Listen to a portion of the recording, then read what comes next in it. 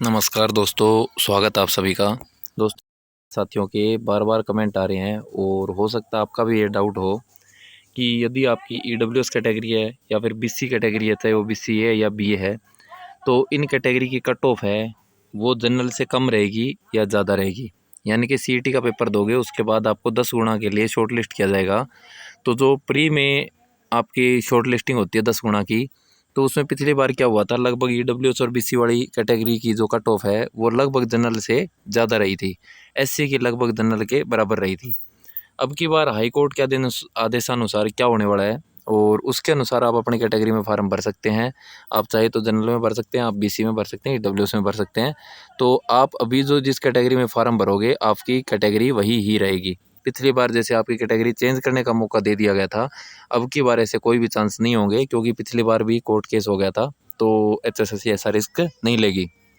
अब आपको मैं बता देता हूँ, प्रोमिला वर्सेस स्टेट हरियाणा वाला एक केस हुआ था, शायद आपको पता होगा, जिसके अंदर प्रोमिला नाम की लड़की थी जिसके बीसी बी कैटेगरी में 38 नंबर थे। एचपीएससी का एग्ज़ाम दिया था, तो जनरल कैटेगरी कट ऑफ है, general category cut off 38 number थी और प्रोमिला जो कैंडिडेट है उनके नंबर थे 41, और वो बीसीबी कैटेगरी से बिलोंग करती थी और बीसीबी कैटेगरी की कट ऑफ शायद 47 के आसपास थी। तो उन्होंने कोर्ट के अंदर केस किया था कि जनरल कैटेगरी के नंबर 38 पे कट ऑफ गई है, लेकिन उसके नंबर 38 से ज़्यादा ले रखे हैं, तो हमें रिजर्वेशन का लाभ नहीं मिला है। तो कोर्ट ने उसको ये बताया गया है कि जनरल कैटेगरी है वो यूआर है, यानी कि अनरिजर्व्ड, यानी कि इसका मतलब ये समझाया गया था अच्छे से, और उसका मतलब ये बताया गया था कि जो अनरिजर्व्ड है उसकी कट ऑफ सबसे ज़्यादा रहेगी। उसके बाद जो रिजर्व कैटेगरी है उनकी कट ऑफ, यानी कि जो रिजर्वेशन मिलना होता है वो आपको प्री में भी मिलेगा और मेंस में भी मिलेगा, एज पर कोर्ट ऑर्डर, जो प्रोमिला वाला केस ऑर्डर था उसके अकॉर्डिंग। उस केस के अंदर प्रोमिला सिंगल बेंच में भी जीत चुकी है और डबल बेंच में भी जीत चुकी है।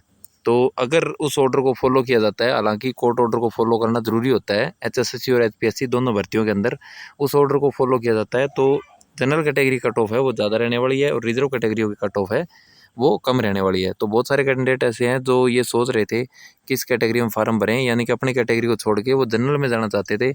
उसका रीज़न ये था कि रिजर्व कैटेगरी में मान लो जैसे 10 गुना में उनका नंबर नहीं आया, तो बाद में मेंस में उनको रिजर्वेशन मिलने का फ़ायदा क्या, जब मेंस में नंबर ही नहीं आया तो इससे अच्छा उनको प्री में जो है रिजर्वेशन मिल जाएगा। रिजर्वेशन के बिना मान लो जनरल में नंबर आ जाएगा तो बाद में दिक्कत नहीं होगी। तो ऐसी टेंशनें थी, तो इस टेंशन से आप बाहर आके अपनी कैटेगरी के अंदर फार्म भर सकते हो, क्योंकि कोर्ट का ऑर्डर है उसकी पालना करना एचएसएससी या एचपीएससी जो भी है कमीशन है उनका बहुत ज़रूरी होता है।